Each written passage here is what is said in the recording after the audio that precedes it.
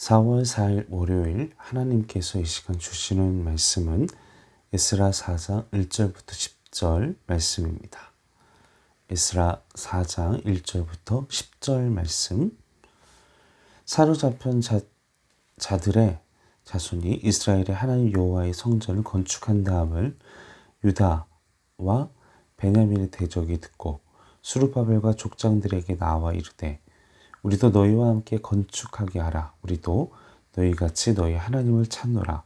아수르 왕 에살하돈이 우리를 이리로 오게 한 날부터 우리가 하나님께 제사를 드리노라 하니 스룹바벨과 예수아와 기타 이스라엘 족상들이 이르되 우리 하나님의 성전을 건축하는데 너희는 우리와 상관이 없느니라. 바사왕 고레스가 우리에게 명령하신 대로 우리가 이스라엘 하나님 여호와를 위하여 홀로 건축하리라 하였더니 이로부터 그 땅 백성이 유다 백성의 손을 약하게 하여 그 건축을 방해하되 바사왕 고레스의 시대부터 바사왕 다리오가 즉위할 때까지 관리들에게 뇌물을 주어 그 계획을 막았으며 또 아하수에로 왕이 즉위할 때에 그들이 글을 올려 유다와 예루살렘 주민을 고발하니라. 아닥사스다 때에 비슬람과 미드르닷과 다부엘과 그의 동료들이 바사왕 아닥사스다에게 글을 올렸으니 그 글은 아람 문자와 아람 방언으로 써서 진술하였더라. 방백 루훔과 서기관 심세가 아닥사스다 왕에게 올려 예루살렘 백성을 고발한 그 글에 방백 루훔과 서기관 심세와 그의 동료 디나 사람과 아바사 사람과 다블레 사람과 아바세 사람과 아렉 사람과 바벨론 사람과 수산 사람과 대해 사람과 엘람 사람과 그 밖의 백성 곧 존귀한 오스나발이 사마리아 성과 유브라데 강 건너편 다른 땅에 옮겨둔 자들과 함께 고발한다 하였더라. 바벨론에서 이스라엘이 도착한 첫 번째 포로 귀환 자들은 예루살렘에 이르고 나서 2년이 지난 둘째 달부터 성전 재건의 기초를 시작했습니다. 그 옛날 솔로몬의 성전을 보았던 사람들은 그 처참한 그 상황을 보고 파괴된 그 예루살렘 성전을 보면서 다시는 하나님을 떠나지 않겠노라 결단하면서 성전 재건 공사의 막이 올랐고 이제 얼마 지나지 않아서 성전 재건이 완벽하게 성전이 재건될 것을 기대하였습니다. 하지만 예상치 못한 일이 벌어지게 됩니다. 비록 하나님께서 원하시는 길 그리고 하나님의 나라를 새롭게 세우는 일이 그렇게 쉽지 않은 녹록치 않은 일임을 그 증거가 오늘 본문에 나타나고 있습니다. 하나님의 약속대로 바사왕 고레스의 도움을 받아서 기적적으로 이루어진 일이었지만 그 일에도 뜻밖의 어려움을 만나게 됩니다. 이제 오늘 본문 4장으로 넘어가면서 성전 건축의 방해꾼들이 나타나고 있는 것을 보게 됩니다. 이들은 유다와 베냐민의 대적이라고 이야기되는 소위 사마리아인들입니다. 당시 사마리아 땅을 정복한 아수르 제국은 자신들의 정복한 지역을 효율적으로 통치하기 위하여 민족 혼합 정책을 펴게 됩니다. 그래서 일부의 북이스라엘 사람들은 다른 민족과 섞이기 위해 여러 나라로 강제로 보내지게 되고 또 아수르가 정복한 또 다른 곳의 피정복민들이 북이스라엘 지역으로 이주하게 됩니다. 이처럼 이방 사람과 이스라엘 족속 사이에서 태어난 이 혼혈 자손들이 바로 사마리아인들입니다. 이때부터 북이스라엘 사람들은 혼혈족이라는 이유 때문에 역사적으로 유대로부터 무시당하고 천대받게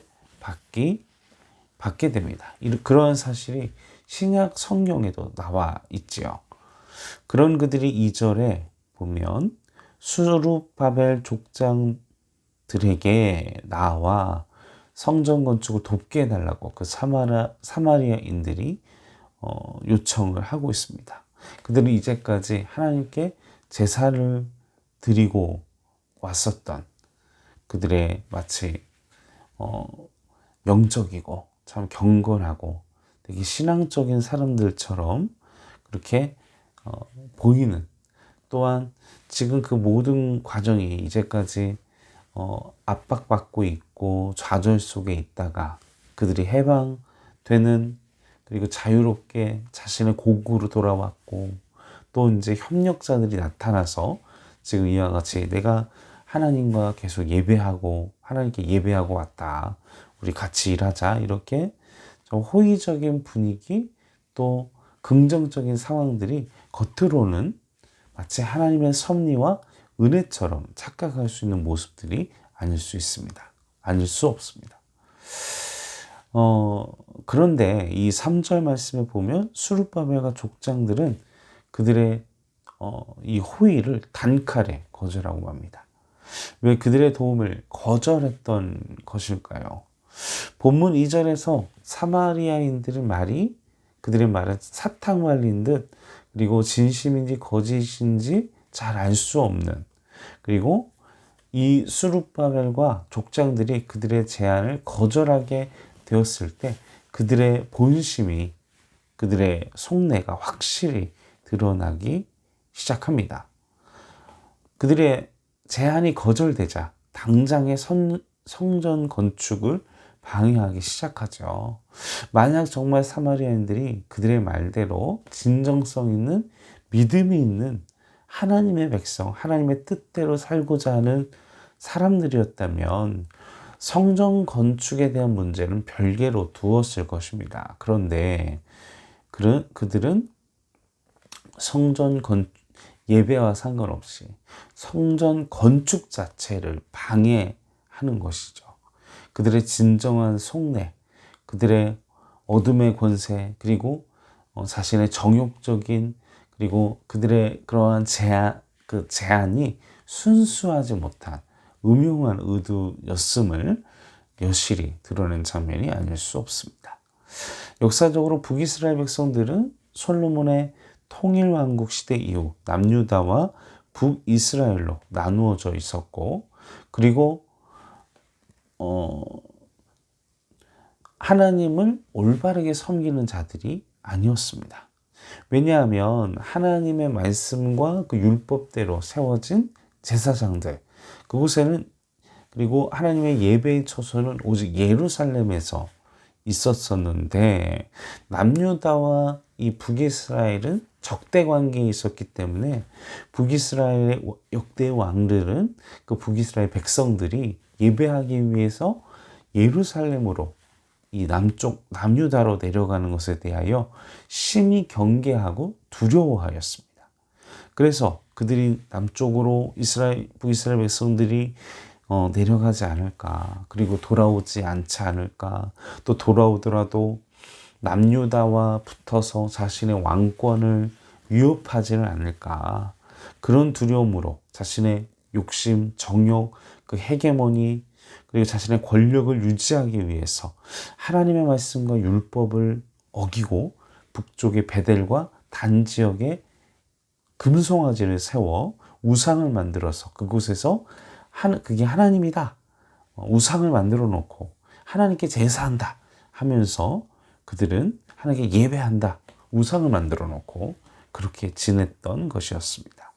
그리고 또 아수르의 민족 혼합 정책으로 인해서 다양한 우상들이 더욱더 이 북이스라엘에 들어와서 이 하나님을 예배하는, 그리고 우상신도 제사하고 이 종교 혼합 현상이 북이스라엘에서 벌어지게 돼서 그들은 자신들의 권력과 성공과 정욕을 위해, 그리고 자신의 그 헤게모니를 놓치지 않기 위해 하나님께 예배한다 그러면서 또 동시에 여러 가지 그 아수르의, 그리고 다양한 우상신들을 막 섬기는 그런 이 혼합된 믿음의 현상들이 그 북이스라엘 안에 있었던 것입니다.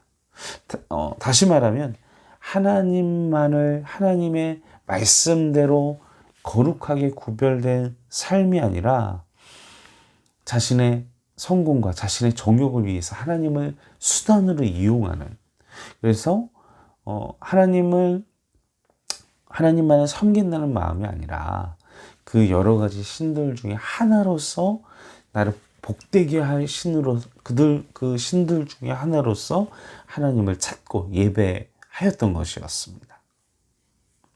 그들의 삶이 하나님을 전부로 하여 예배하는 거룩한 삶이 아니라 그들의 인생과 그들의 삶 속에 예배를 포함시킨 것, 그냥 수단으로 이용하는 대상이 그들의 믿음의 하나님에 대한 그들의 태도였던 것입니다. 하나님을 이용만 하는, 하나님을 수단으로만 여기는 그런 믿음 생활을 했던 자들이 바로 사마리아 사람들이었다는 것이죠.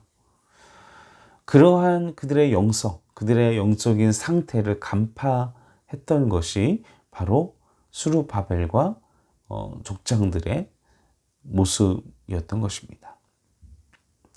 오늘 말씀을 묵상하면서 우리가 생각해 봐야 할 것은 하나님이 허락하신 길에는, 그리고 하나님께서 우리가 하나님의 길을, 그리고 하나님의 사명을 감당할 때에는 이게 그럴듯해 보이고 좀 합리적이고 또 좋아 보이고 좀 뭔가 이게 하나님의 은혜구나라고 생각하고 오해할 만한 어둠의 권세의 유혹, 이 포장되어 있는, 그리고 또한 반대로 방해와 고난과 어려움과 시험이 이렇게 유혹적으로 마치 잘 되는 것처럼 그렇게 오기도 하고, 그리고 또 막 시험이 오고 어려움이 오고 좌절되고, 우리가 계획된 대로 하나님의 말씀대로 한다고 하는데도 제대로 되지 않는 이런 상황과 모습들이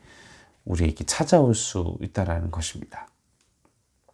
그래서 우리가 경계해야 될 것은 좋은 말로 내가 듣기에, 그리고 내가 보기에 나의 욕심에 맞는, 내가 소원했던, 내가 바랬던 그런 긍정적인 상황들이 벌어질지라도 우리가 내가 원하던 대로, 내가 기도하던 대로 상황이 진전되고 있을지라도 우리가 경계해야 될 것은 무엇이냐, 그것이 과연 하나님의 뜻인가, 하나님이 기뻐하시는 것인가, 이것을 잘 분별해야만 한다는 것입니다.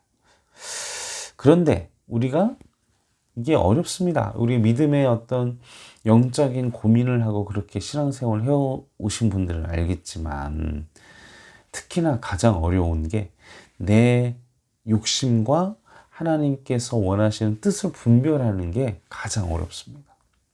왜냐하면 내 입장에서 모든 걸 긍정적으로 내 이익과 관련된 모든 것들에 대하여 참 이렇게 긍정적으로 호의적으로 바라보는 그 정욕적인 시선이 있기 때문에 이 하나님의 뜻과 하나님이 기뻐하시지 않는 또 내 정욕, 내 욕심을 분별한다는 것은 쉬운 일이 아닙니다.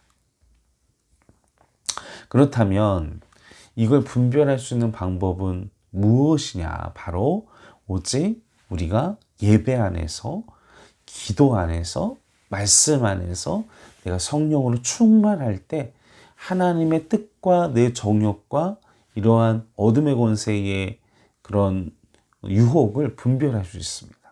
내가 온전한 예배를 드리고자 몸부림칠 때 그 예배 안에서 나의 삶이 정욕적인 것인가, 내가 과연 그 말씀대로 지금 서 있는가, 그 구별을 내가 하나님 앞에 기도하는 그 자리에서, 예배하는 자리에서 하나님의 말씀에 집중하는, 그리고 하나님의 뜻을 분별하기 위해 끊임없이 하나님의 영으로 성령께서 충만케 해주시는 그 자리에서 우리는 하나님의 뜻과 나의 정욕을 구별할 수 있는 것입니다. 또한 반대로 내가 하나님의 뜻대로 하나님의 길을 걸어가는데 막 반대하는 사람들이, 그리고 또 사건 사고가 벌어져서 정말 이게 나는 하나님의 뜻대로 하는 거, 이게 하나님의 길이 아닌 건가? 그래서 이렇게 나쁜 일이 생기는 건가? 그래서 이렇게 거절하고 방해하는 사람들이 생기는 건가?